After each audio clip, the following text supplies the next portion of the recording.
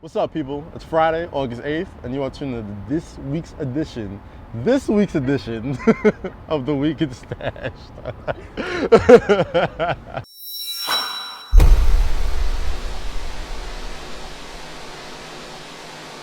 Hey everybody, I want to thank you for tuning in last week on the Week in Stash. My man Mikey Fresh was with us from Vibe.com. And I want to shout out everybody who checked out the new redesign of the Stash.com and everybody who checked out the NBA rookie karaoke video. That's been doing very well, and everything that we've been doing all this week.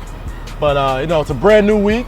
It's a lot of stuff that happened this week, and I got a very special guest that came in to come kick it with us. A female guest, our first female guest in the Week in Stash. So come here, little lady. About to get a little close. Yes, get close, get close. It's all right. It's all right. Ladies and gentlemen, Miss Erika Ramirez from Billboard Magazine. How you doing, Miss? I'm good. How are you? I'm good. I'm trying. Happy 1 year anniversary. Oh, thank you. Oh my gosh, thank you. All right, so obviously this week was the week in Nicki Minaj. We kind of touched on it last week when Mikey was here. He kind of clued us on the Flawless remix. Y'all had fun with that. Oh yes, we did. Especially the Anaconda artwork and I bet, yes. the teaser videos and all that good stuff. It was very male friendly, but this week was very girl power. So I'd like to ask you your thoughts on the Flawless remix and the Anaconda teaser video. Right. Well, the remix to Flawless was pretty crazy, but I think it's also because we had Beyonce talk about what we wanted her to talk about for a minute, or at least in her husband one getting line. slapped up in the elevator. That's what happened. There's $1 billion in the elevator. There's $1 billion in the elevator, exactly. Which is weird though, because if there was $1 billion in the elevator, it shouldn't go down. Yeah, right? You would think that would mean like, okay, we're not gonna. We're gonna like chill. I mean, she did chill though. She did. She was chill. She was exactly. chill. It was sister knows that was a little, I mean, but it was cool for her to like kind of dress up in a joking way. Yeah. And I mentioned this on Juice podcast that it was very much a way of how she always kind of addresses things very jokingly, but it's also how Jay kind of addresses things jokingly. Like at least when there's rumors going around, Jay went back and forth with Drake and like kind of addressed it on featured verses or remixes, and I feel like that was a little Jay-Z of her. Anaconda is fun. Like it's very, I think it appeals. That's not gonna be See, this is gonna be the second week in a row that got me like doing pumps and a bump, so I might gotta chill out. But I don't know if it's gonna be my anthem because I'm a little on the thin side. But shade that then. Don't believe all that. But it's chill. Speaking of Beyonce, they just announced that she's receiving the Michael Jackson Video Vanguard Award at the 2014 MTV Video Music Awards, and she put out like 17 videos this year, so you would think she would get up there pretty quickly, but that's a big deal for her. Definitely. It is. I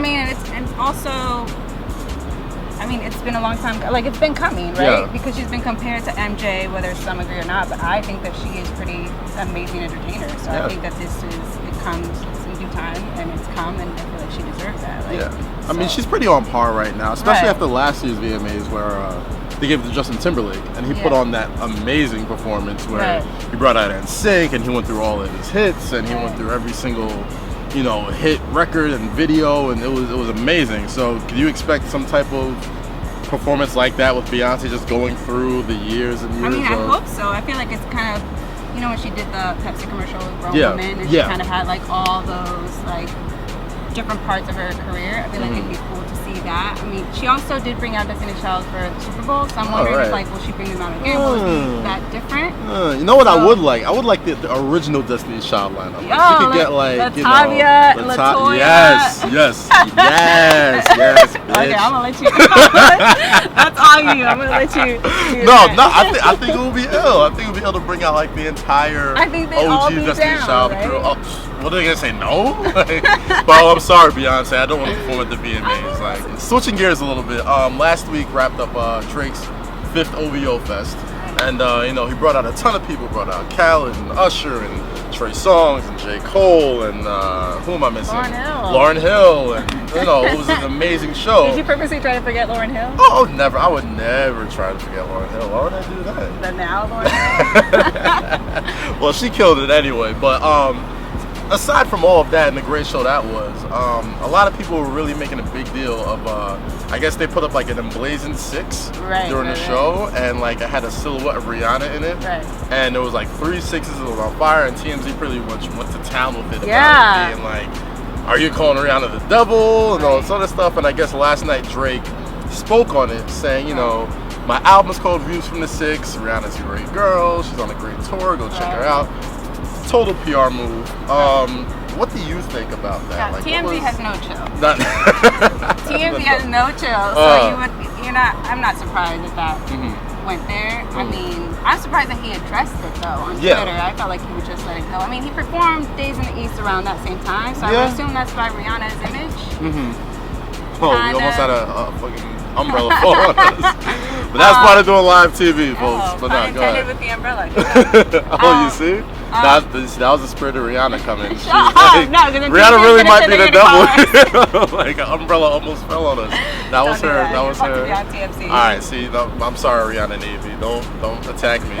But an umbrella really did almost just fall on us. So I don't want to say I'm making that up or anything. Yes. The last thing I want to talk about, which is probably the best story I've heard all week. I don't really watch Keeping Up with the Kardashians, as you can probably tell. But you know, this past week on Keeping Up with the Kardashians, Kim Kardashian talked about Kanye getting locked up for the first time when he roughed up that photographer. And you know, when you're in jail, you get one phone call, and you know, he used his one phone call to call Mr. Childs to deliver him some food to jail. And I have many questions, but one of them is, A, do you believe that really happened? Yes. And B, what do you think he ordered? Like, what do you order when you're sitting in jail? And like, did you get some General Tao chicken, or I don't know? Like, do you really believe that really went down? That Kanye really did that? Yes. Who would Is not that the most believe that? Kanye That's thing such you've a ever cheap heard? thing to do. I mean, he knows he's gonna get out, right? Yeah. So like, why not just order some food? Very true. And like, I think that he was probably like fed up, so he probably ordered the best thing on the menu, whatever that would be. If I got locked up, I knew I was gonna get out soon, and I'm fed up, and I just almost shanked somebody, I would get the best thing on the menu. And in my experiences with the legal system, even though I've never been into jail, I'm pretty sure they put him like in a holding cell. So imagine being Kanye West in a holding cell with other convicts or other criminals, and like some like Maine lobster. Now you know that he's probably somewhere in the little corner. Oh yeah. I'm pretty sure they wouldn't put Kanye in a cell with other crazy folks or people that have committed actual crimes, or whatever. But you know, I don't know. They might have roughed him up over that General's chicken. Was you?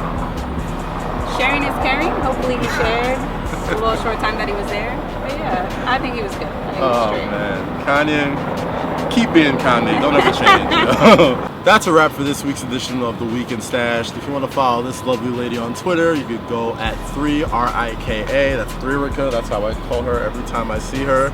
You can check her The Juice podcast on Billboard.com and all the other lovely, awesome stuff that she does on a daily basis.